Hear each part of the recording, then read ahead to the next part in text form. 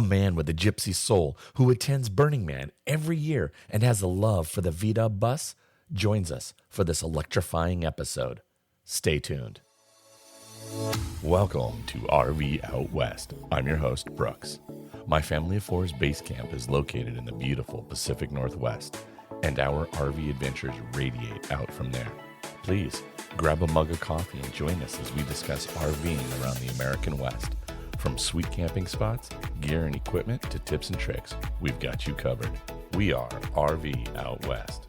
I got my taste of early RV life in a 1978 Volkswagen camper bus. With its 2-liter fuel-injected engine, I drove Athena across this great country 2 times through 37 states, and I even took her with me when I moved to the U.S. Virgin Islands back in 1999. Today, I pull a travel trailer with a bit more creature comforts, but that wanderlust spirit still remains strong. I'm thrilled to share that we are chatting with Harley, the CEO of Peace Vans, in this episode. Harley is the epitome of the entrepreneurial and the vagabond spirit, all rolled up into one. He will share his thirst for adventure, both in life and in his businesses, as well as how important his community is with his clients, his friends, and his family. Harley, thank you so much for joining us on RV Out West. Yeah, my pleasure. I can't help but notice you have a Bowie sweatshirt hoodie. And then what's your t-shirt? Is that a Descend on Ben? No, that's a Descendants, Descendants. Okay, got it. Cool. classic punk rock, Yeah, like, yeah. yeah, Totally love it. Good yeah.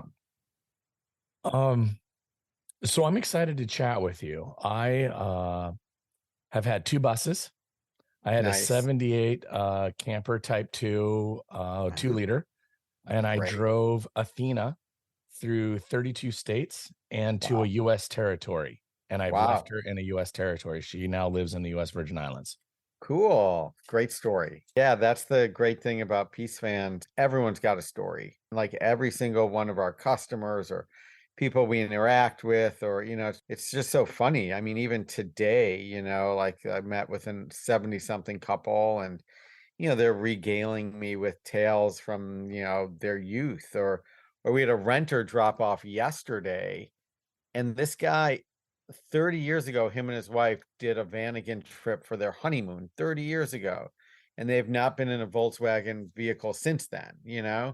And so they did a week-long rental, and it was just serious. I mean, I was just like, "Are you serious? Like, this is like your 30-year wedding anniversary trip?" And yeah, no, I don't think the wife was that excited about it, but he was stoked. That's fun. So tell me a bit about kind of what is it for VW buses for you specifically that resonated and why you started Peace Fans? Sure. Yeah, I mean, it's kind of that classic Victor Kiam story about the Remington Razor thing. Like, I liked the company so much, I bought it. I mean, it's classic thing. Like, I always wanted. I'm 55 now. I always wanted a VW bus. Like, in college, post college, and I just never pulled the trigger. And then I was in Baja in my 20s and seeing all these buses and just lusting after them, literally. And then in when I was in my early 40s, my daughter was born. She's now 13. And I was just like, oh my God, I need to start realizing some of these dreams. Not some, but this was a dream I always wanted. So I went out and I found a Volkswagen van again, purchased it. And there's the classic story where, I was living in Seattle, where I currently still live, and trying to find someone to work on my van again. And everyone I took the vehicle to, they all sucked. All the mechanics they didn't return phone calls. They didn't know what they were doing. They didn't want to work on it.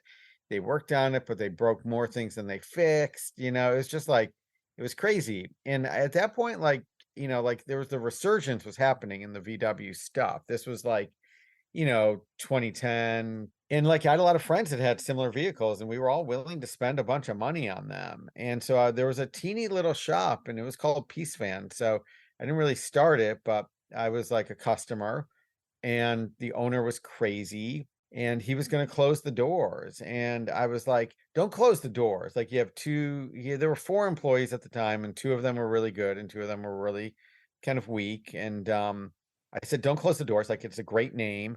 You've got a really interesting lease. And worst case, I'll have someone to always work on my VW van. At the time I was doing a bunch of other small businesses. And how I know something is a good idea is when I come home to my wife and tell my wife, I'm going to take over this VW shop. And she's like, that's fucking crazy.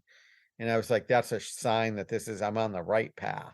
And, I thought it'd be a little side hustle. I thought it'd be a fun thing to own.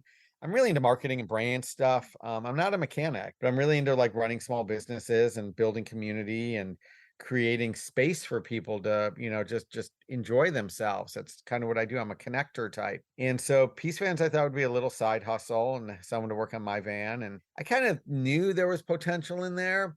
But yeah, really in about a year time, we quickly became like known as like the best shop in Seattle. 2 years we became known as like probably one of the best shops in the country. And then in around year four or five, I started like adding other businesses. And now we're a family of 5 different businesses. We have almost 30 employees, and we occupy 4 different buildings, about 25,000 square feet. Where our tentacles spread everywhere. It's been incredibly rewarding to create a space and an opportunity for people to connect. And it just so happens that like the product we offer, I'm passionate about too. Just camper vans and getting outside and camping and road trips in general. Like I have this whole philosophy around road trips as like this, like this spiritual quest almost. Like nothing, there's no other vacation like a road trip. The potentiality of a the serendipity of a road trip is unlike anything else. And so to be able to empower people to go on road trips and have road trips and all that is just, I just feel, I'm not religious, but I feel blessed. So it's been a fantastic journey, no pun intended. I could not agree more with you about road trips. So, quick segue. What is your favorite road novel? That's a really good question. I mean, it all started with, On the Road and Zen and the Art of Motorcycle Maintenance. Like I read both those in my 20s and I was just like blown away. So those two are sort of the canonical ones. I read Lincoln Highway recently, I think it was called, was a novel. Who wrote that book? And then let me think, that's a really good question. Amos Towsley, I think. I'll dig it up for you. Blue Highways. Yeah. But I just Moon. love reading, books about destination. And I have this whole theory, like, a road, I don't know if you've studied Jungian psychology or anything, but like the concept of archetypes and like the road trip is like an American archetype. It is. It's quintessential Americana. Yeah, starting with like the pilgrims coming over and manifest destiny and unfortunately like conquering the West but the great migration from south to north and then the highway system and then Kerouac and the 60s And the Mother Road, Route 66. I mean, exactly. Yeah. And it's really it's in the American blood. And I think it cuts across all like political classes too. Everyone loves a road trip. So I haven't really tested that, but my gut tells me like it could be a unifier. I believe it. I believe it. My favorite road novel is Steinbeck's Travels with Charlie. Oh When yeah, he yeah, go, yeah, of course. Yeah. and Yeah. so the opening of that book, to your point, when he talks about road trips and talks about the road with the capital R taking on its own life of its own, and you can't be a bum and plan and do this because you're gonna break down. You're gonna do this, that, and have these things happen to you, and so you can't.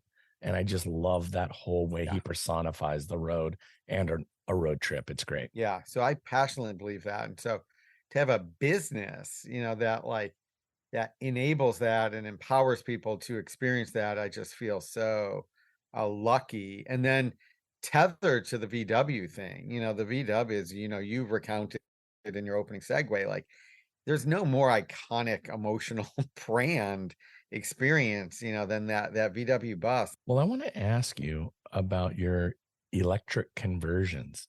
Are you doing that just of buses or are you doing that of Westies? Like kind of, I refer to the 80s Vanagon as the Westie, but Yeah, Westy. Yeah. We're very ambitious in that field. I was just meeting with someone today who's very knowledgeable and experienced in the field and, works with some of the leaders down in Southern California. And he was just like, wow, you guys are like way ahead of the game. Just with our ambition, I really believe in that market and it's the next big business for Peace Fans. So right now we are focused on air cooled, Carmen Gia's things, split window buses and bay window buses. You do have there's it's still like super expensive. The batteries, we're using Tesla modules and the range is not great. So it's most of the people pursuing the projects right now, they've owned a bus for 50 years. I always talk about, like they have a place on Orcas, their bus lives on Orcas.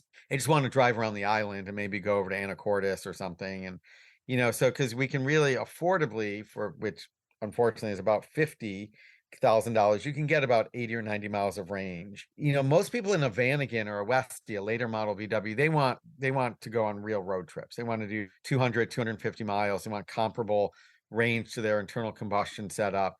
And right now we can do those, and we're doing a few demos, but the parts alone are about 75, 80 grand, because we're using full Tesla drivetrain. To push a Tesla motor, you need 400 volts, which is a minimum of 14 batteries, and it just adds up. We're optimistic over the next 2 years, prices will come down, but it's super fun. I mean, just today we went for a test drive in a customer's vehicle. It's a 77 bay window bus. And I mean, the thing is just like, it's like 0 to 60 in 3 seconds. Um, top speed's probably 80 miles an hour, which we don't recommend. And it's just super reliable and super clean. And it's a really, really cool conversion. And he had enough budget to get a 10 battery pack. So he'll have about 140 miles range in his bus. We're going to pause here and hear a word from this episode's sponsor, RV Destination Magazine.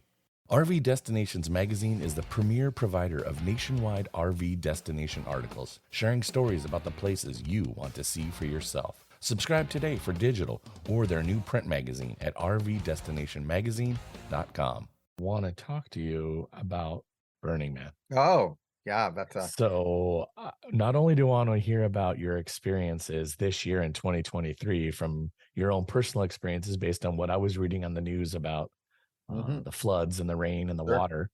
But before we get to that, I'd like to hear a bit about kind of your mutant vehicles that you have built in the past. Like you did the combi bus, I believe, and then you did the lemonade stand with your daughter. So tell me a bit about some of those mutant vehicles that you built. And also just briefly you've been going to Burning Man now for 20 plus years, if I recall.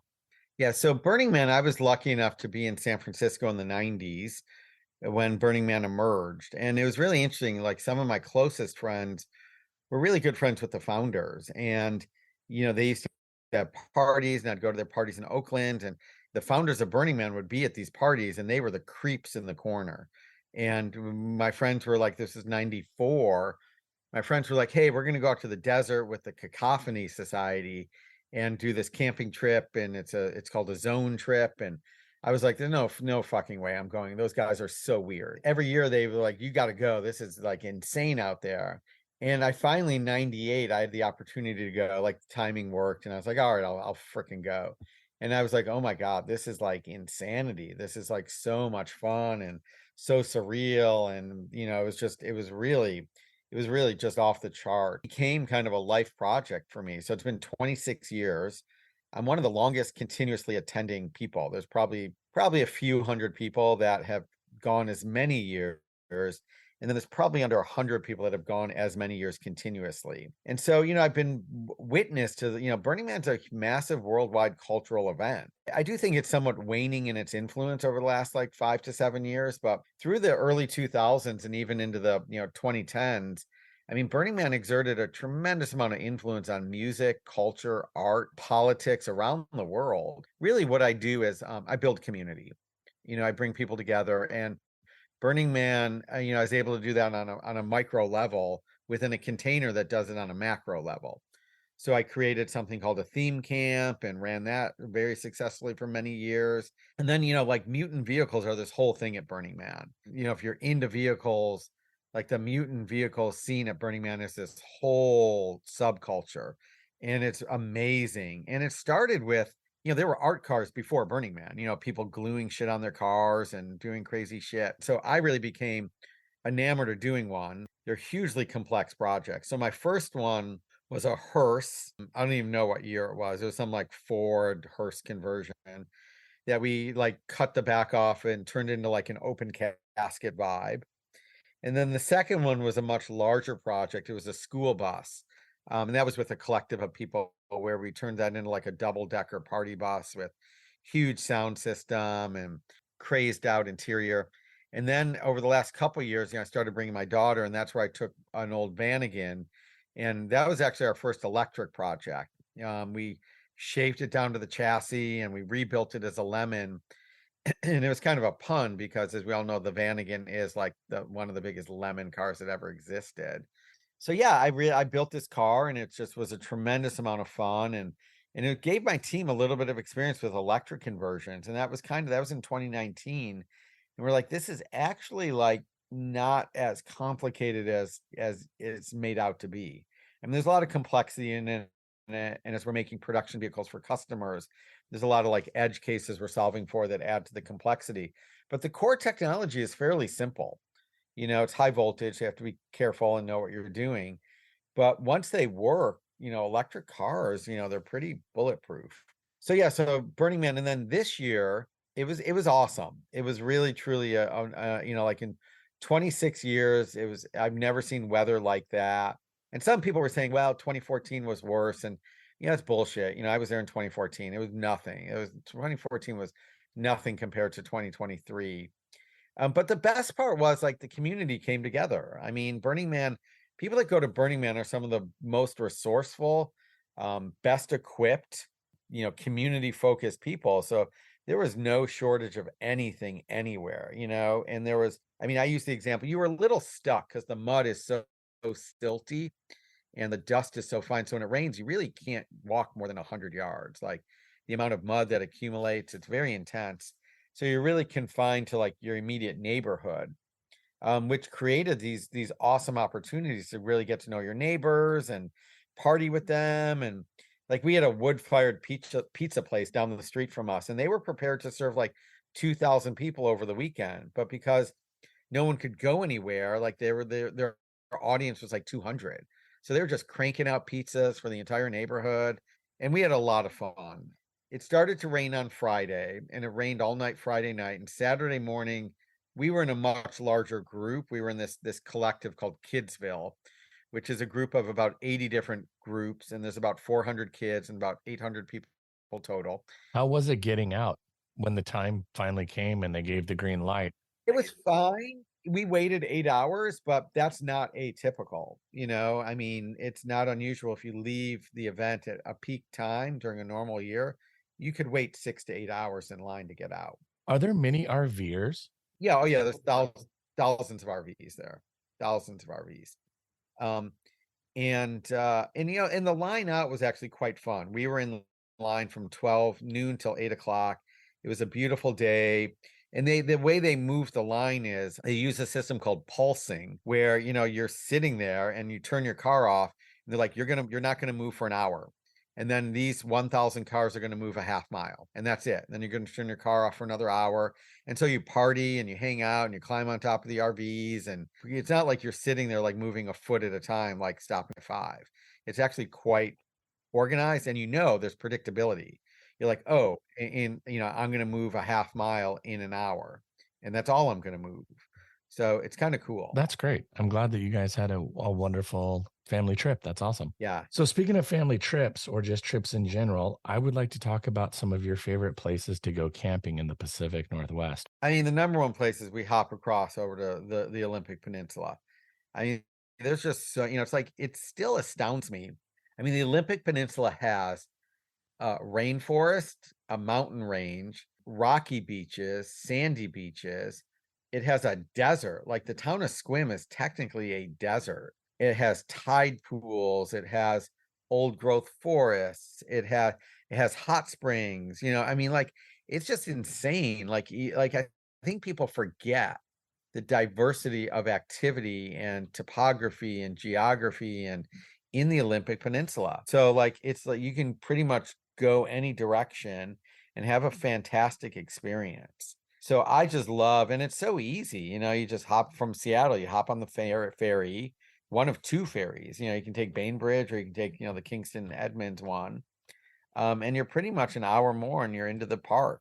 I really like going to the coast, up to Nia Bay, or we actually have a private campsite we lease out on the near Kalaloch, and that's like my go-to space. Like if I really need to get away for a couple nights and just think and be alone and be on the, just the bluff, I'll head out to that campsite and just park it. And it's, that site is usually pretty rainy and wet, but that's okay. Yeah, like you just plan for it. yeah, It's you not a big plan deal. for it, and Yeah. occasionally like it will break, and going in it's going to be moist. My favorite time to camp actually is now. Yeah. Like September, Oh, October, yeah. November is my favorite time to camp.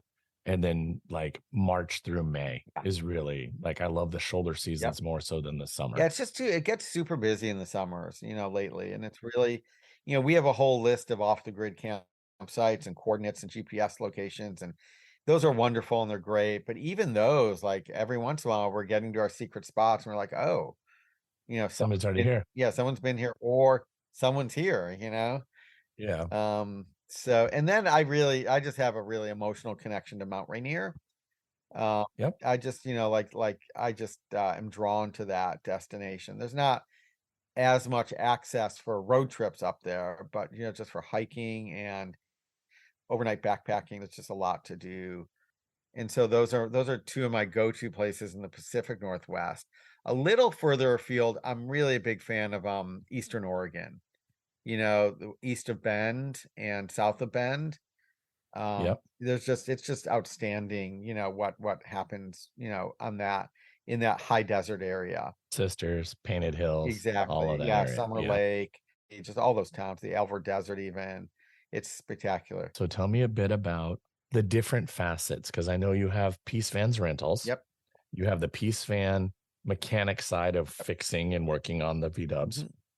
You have the Mercedes Metris Yep. conversion kind of sales Yep. piece of the puzzle. And then you have now the budding Electric. electric. Yep. Yeah. So we're family businesses and they each play a different role and they each overlap. The rentals provides us the ability to give people from out of state and out of the country like a Peace Fans experience, to come out to the Pacific Northwest or Baja now and really see the best corner of America in a like a camper van and provide a super high touch, highly supported experience. We curate the trips for people. The rentals are impeccable. We have private campsites we can give you access to. So like I'm really passionate about that business. And it's really, we really like to, again, going back to what I've said a few times, we like to create experiences for people and create connection and community. And so this rental program is just it's a small business relative to the other businesses, but we get to touch a lot of people and the stories are just legion, like in the peak summer when we're really burned out, like it's like turn after turn after turn, we always take a day and we pause and we read through the guest books. Oh, fun. And and we just like, it's a mandatory, we sit there and we pass them around and we read through and we're like, oh wow, we're changing people's lives, that's worth it. That is so cool. So real quick, so from a guest experience, what kind of things do they need to bring if they've rented a van again, a Westie from you? Like, do they need to bring sleeping bags and or mess kits on it? Just close. Nothing, and just buy some food on the way out of town. And even That's so that, like cool. we can source like the first night or two for you if you really want, but the vans come with everything you need. The linens are optional. Some people like to bring their own Mhm. stuff, but if you want 100% turnkey, I think there's 126 items we include in the van. So you have it all decked out. I mean, it's ready to just turnkey and go. Everything, and everything is extremely well thought out. And That's great. it's all, and we cycle the stuff every year, if not mid-year. So you're not getting, dented, worn, dinged up things. Like we do many runs each year to Goodwill just to donate, lightly used gear. Where can people find Peace Fans on social and out on the interwebs so they can learn more about your Yeah, cool the best business? the best way to stay connected with us is peacefans.com. That's kind of the mothership. All the businesses are there. Yeah, on social media, we really, we spend a lot of time on Instagram, Peace Fans at Peace Fans. And then we do have a YouTube channel where we put out a lot of marketing content, but also some educational content. So those are really the three primary areas to touch. We always encourage people to go to the website first and to find what floats their boat, so to speak. Is it a rental? Do they want to buy one of our brand new Mercedes camper vans? Are they looking for a more vintage experience? Or, are they the rare beast right now that's like want to cut the check and convert their vintage VW to electric? Well, Harley, thank you so much again for taking the Yeah, time to Brooks, join this us. has been a ton of fun. I really I appreciate love it. that you opened with a VW story. I mean, it's just really it's such a wonderful community. There's so much heart in that community, and it's such a privilege to have a business that's anchored in it, even though we've grown beyond that. But to have that as our core, it feels like my life's work. So I feel really lucky. Yeah, well, thank you. Yeah, thank you. And I'm glad we finally got together. Please remember that RV Destinations Magazine is offering a discount code for RV Out West listeners. Just use code RV Out West 10 to receive 10% off a subscription. You can sign up on their website at rvdestinationsmagazine.com. Thank you so much for listening. If you have an idea for a topic you'd like me to discuss, please contact me via rvoutwest.com. I would also encourage you to start using hashtag RVOutWest for your social media posts. Share with our community about your camping and RV adventures that you've taken here in the Pacific Northwest. Our next episode, we will be chatting about all things Tacoma RV Show. We sit down and have a little fireside chat with the show's producers to talk about the state of the RV industry in Washington State and the Pacific Northwest, as well as what you can expect if you plan to hit up the show. It will be a very informative episode. Thanks so much for listening to RV Out West. Join us again in 2 weeks with our next episode. Please like and subscribe to our podcast on iTunes or wherever you choose to get your podcasts so you never miss an episode. And I sure would appreciate if you left a rating or a review of the show. Special thanks to Scott Holmes Music for providing the intro song, We Are One. RV Out West can be found on Instagram and Facebook, where you can interact with us and follow along on our RV adventures around the Pacific Northwest. So get out there, explore, and go see what's beyond the horizon.